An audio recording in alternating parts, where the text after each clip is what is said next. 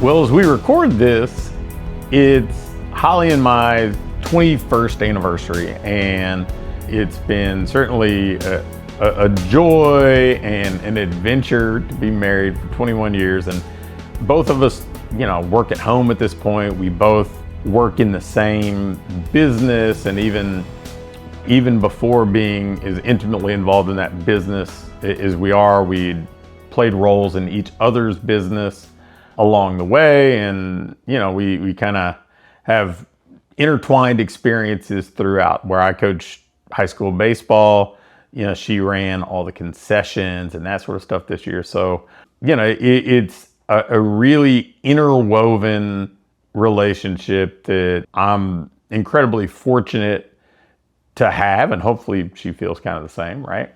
But I was thinking about, what is one lesson that I think would be valuable to anybody in the coaching world that really sticks out from this 21 years together? Because, we started this marriage, we got married on a Friday, and we were painting walls and staining floors in a gym we were about to open on Saturday morning. That was our honeymoon, right? We were back working the gym, and we kind of been able to go through this whole journey together, all the ups and downs, all the challenges.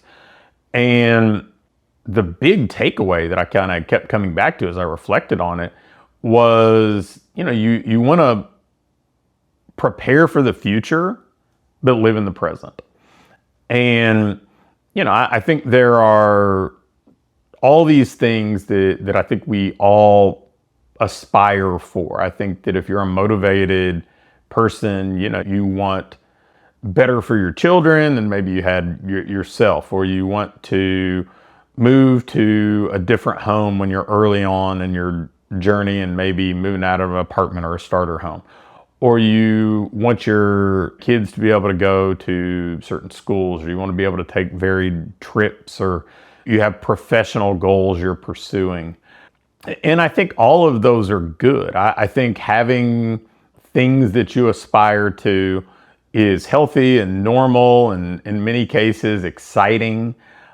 But the joy is in the journey, right? The memorable moments are those steps along the way. And I think, I was fortunate enough to learn that many years ago, even before I met Holly, when I was coaching college baseball and we got to the World Series.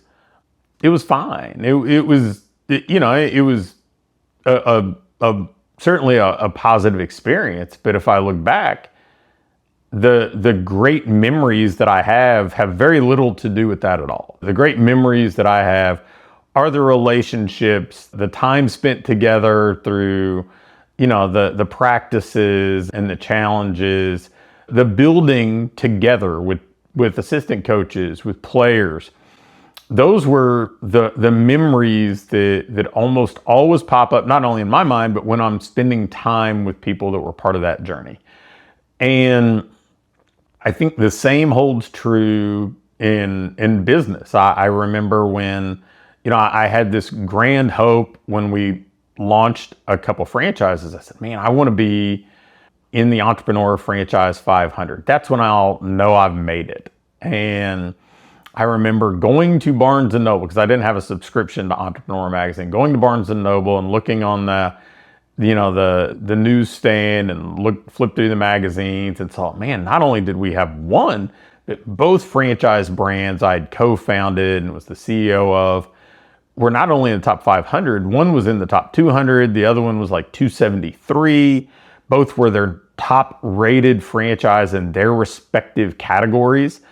And it was like the most underwhelming feeling, right? It was the most hollow feeling, because that wasn't, I guess I thought I would have made it by that point, but really all the memories of that were the building, right? The work that you're doing, the experiences along the way, the franchise events that we held, the creating things that you're certain are gonna be game changers for the franchisees.